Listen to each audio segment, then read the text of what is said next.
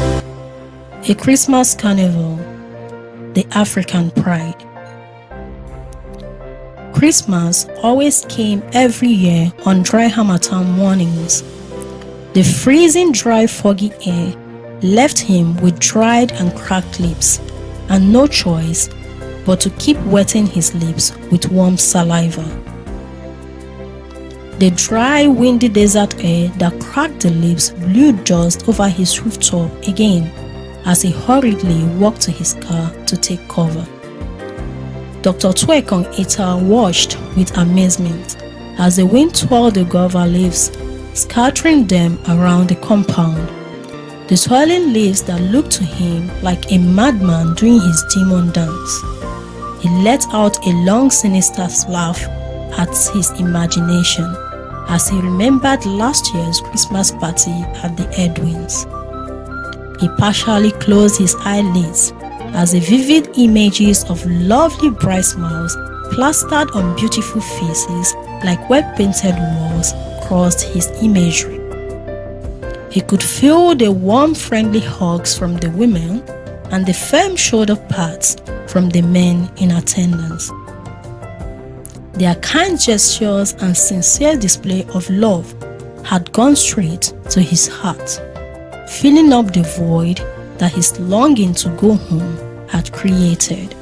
Dr. Twekong Ita remembered vividly that Christmas had fallen on a weekend, and by 6 o'clock that evening, New York City in the US was already getting set for their Christmas nightlife as guests of the Nigerian extraction, decked in flamboyant traditional native attires, started trooping into the residence of the late Ambassador Edwin Obu for a Christmas dinner party. The caliber of the guests in attendance clearly indicated the importance of this celebration. Guests from all parts of Nigeria were present. It was more like a Nigerians in the diaspora reunion. There were varieties of delicious tasting Nigerian foods on display, including the popular Igbo ofe nsala and akpu, the Yoruba amala and eforiro, the Hausa foods like tuwo and tushe, and even the Ibibio ekpankuku wasn't exempted. They all ate to their fill of the delicious dinner and all left the dinner table satisfied, except for Dr. Twekong Ita. He had had an awesome experience at the Edwins, tasted every food on the menu, and even made new friends. However, it wasn't enough. He knew there was more to Christmas than just food and jazz. Christmas was a very special season to him. It was a season to show love, give love, reflect on the events of the year ending, and most importantly, it was a season to feel and see the spirit of traditional art and culture on display. He had had a nice Christmas nightlife at the Ambassador's Christmas party. It had been a blast. He hadn't imagined it to be so much fun, but it was still incomplete without the Calabar Christmas Carnival.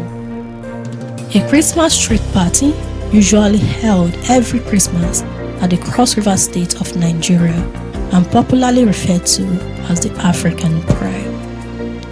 He hadn't felt the thrill, the one that made endorphins rush through his bloodstream. He was certain that nothing could beat his experience. So, before the guests finally left that night, he'd taken it upon himself to give them an unwritten invitation to a nice, fun-filled new Christmas experience in this year's Calabar Street Carnival. He was certain they would enjoy experiencing the various interesting activities that were sure to be on display, from the great fashion shows to boat regattas, balls, and lovely street dinners. He also told them that there would be performances by various bands in colorful costumes and masquerades. Dr. Ita's phone buzzed in his side pocket, bringing him back to the present. He pulled it out of his pocket and clicked the green answer button. "Hello," he called out, checking his caller's ID. His expression instantly changed to that of a happy kid who had just got Christmas candy. Where exactly? He asked, gunning his engine as he rode out in excitement to Margaret Ekpo International Airport. His heart was pounding erratically in his chest as he arrived at the airport. He strode carefully to the exit terminal, hoping to God he looked presentable enough. The closer he approached the terminal, the louder his heart pounded in his ribcage. He has never felt this way before. Was it because Tony was here? Mrs. Adejare, the woman with the eagle's eye, was the first to see him. Dr. Ekon, she called out, running to him. He ran in her direction at the speed of light and caught her midway. Oh my goodness! Mama Eagle, welcome to Calabar, the state where art lives. Dr. Twekon said to her, freeing himself from her bear hug. She had always treated him like a mother from their first meeting, but right now he was a little embarrassed by her display of emotions before the men. He was mostly embarrassed because of the presence of his longtime crush, Miss Antonia Barrington, a seasoned writer and journalist from New York City who had always rejected his advances. Welcome to Calabar, he said to them with a wide grin on his face. Thank you, Mrs. Adajire grinned. I'm really excited, Alhaji Musa said. I have heard a lot about this street carnival, Chief Ikedeze said. I was told it's the biggest in Africa. Yes, it is, Dr. Twekon said, grinning proudly. Thanks for inviting me, Miss Barrington said, with a bored expression on her face. I came with my camera. You are welcome, Tony, Dr. Twekon said stiffly, smiling at the tall, slender white woman in front of him. As a cold breeze blew her long blonde hair over her face, he liked her a lot. They dumped their pieces of luggage into the car's trunk and boarded the sleek 2019 model Benz in front of them. Dr. Twekon drove the crew from the airport straight to his house at Akomwa, Akpabio to rest, and by evening they were out on their way to the carnival. Are we ready? Dr. Twekon asked with great excitement. Yes, we are, the men in the group chorused in excitement as they lurched forward. I'm anticipating a blast, Tony Barrington announced in high spirits, showcasing her camera.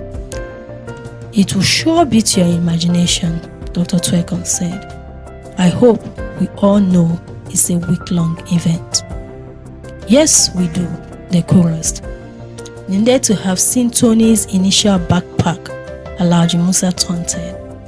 You do better not go there, Tony said, with her right hand raised in the air. They all laughed about it as they boarded the yellow cab that had just halted before them, and before long, they were in the busy streets of Calabar. The streets of Calabar were buzzing. It was full of life, color, and lots of people. Hundreds of thousands of people, if not millions, were in attendance. The colorful fireworks were booming loud in the dark blue sky, giving off embers of red and splinters of other different colors. Antonia Barrington was speechless and beyond surprised at the excellent display of art. She had never seen so much African art in her entire existence. This must be a great revenue-making venture for Calabarians, she said. You can bet on that, Dr. Twekon replied. The theme for this year's carnival is climate change, Dr. Twekon explained further. Wow, Mr. Ikedeze replied. That explains why the various bands have costumes and presentations inscribed with that theme. It's beautiful.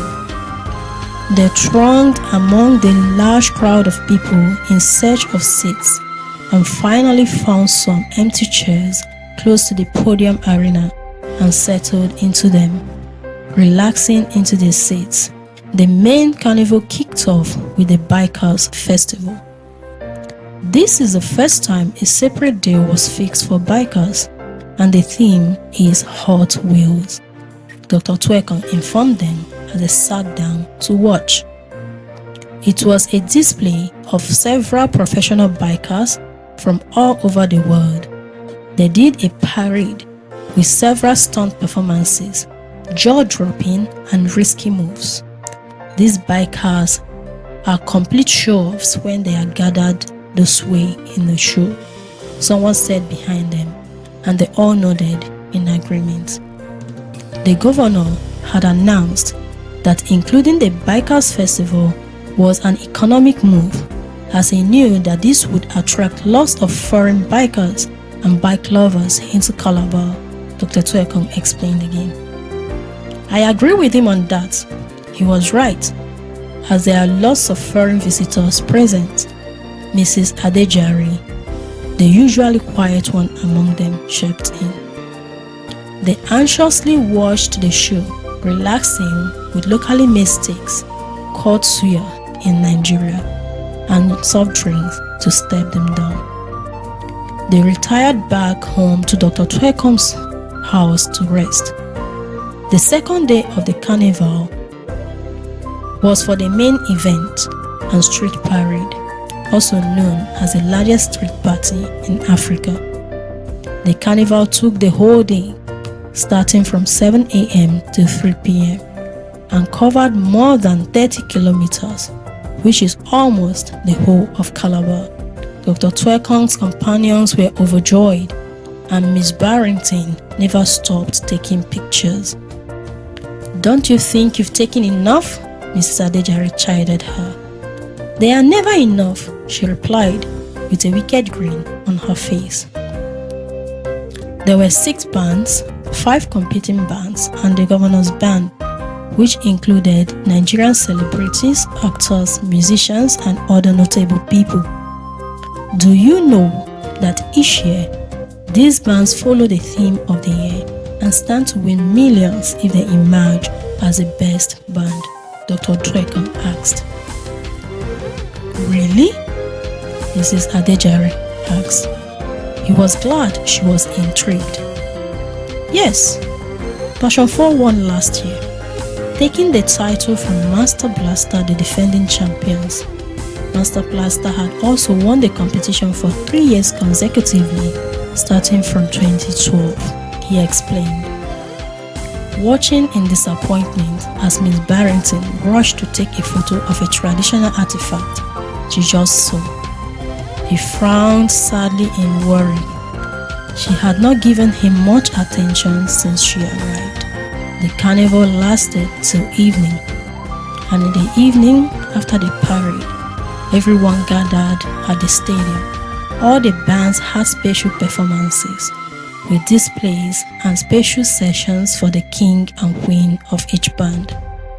His guests were thrilled beyond imagination, and he was glad they showed up. There were also international performances from different countries like Brazil, Italy, Belize, and Kenya. Various musical acts thrilled the audience. They went home properly drained that night, too exhausted to have dinner before they went to bed. Miss Barrington was dancing on the streets close to the stadium the next day, swaying her waist from side to side in a very funny way as the trio joined her in parody. They kept dancing the Afrobeat jams that filled the air until old Mrs. Adejari collapsed, almost hitting the ground before Dr. Twekon caught her mid-air. Mama, Mama, he called out in panic to no avail. With the help of his other guests, they were able to rush her home.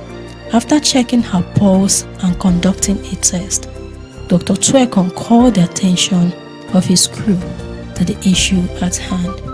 Hey guys, there's no need to panic. She just needs rest and lots of vitamins. She passed out as a result of low blood glucose.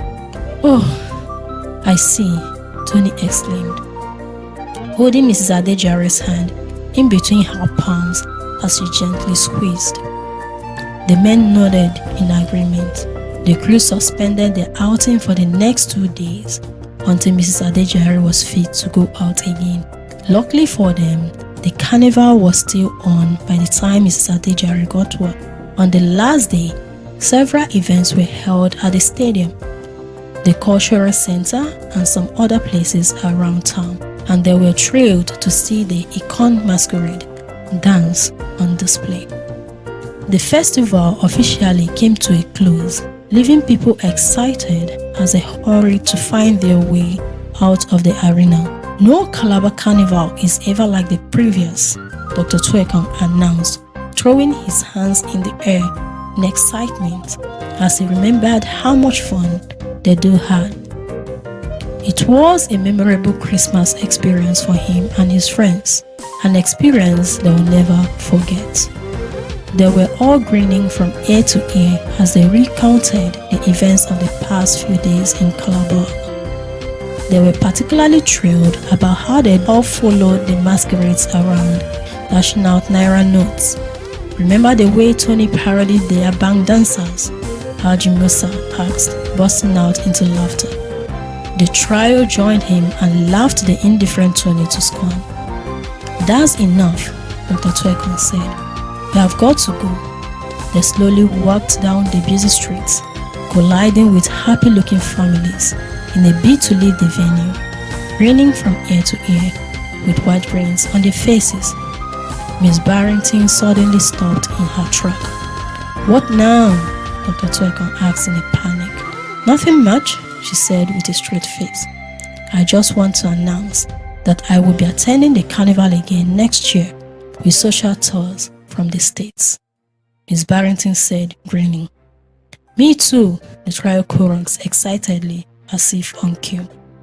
The loudest fireworks they had heard in the carnival suddenly erupted, resonating loud booms in the sky with colorful Happy New Year inscriptions in view. Everyone around the stadium instantly began to scream Happy New Year at the top of their voices. Dr. Twekon quietly walked up to Miss Barrington and immediately grabbed her from behind, caging her in his warm embrace as his hands tightened around her waist, pulling her closer. She shivered as he slowly brought his lips to her earlobe and whispered into her ear, "Let's make the rest of our lives like Christmas."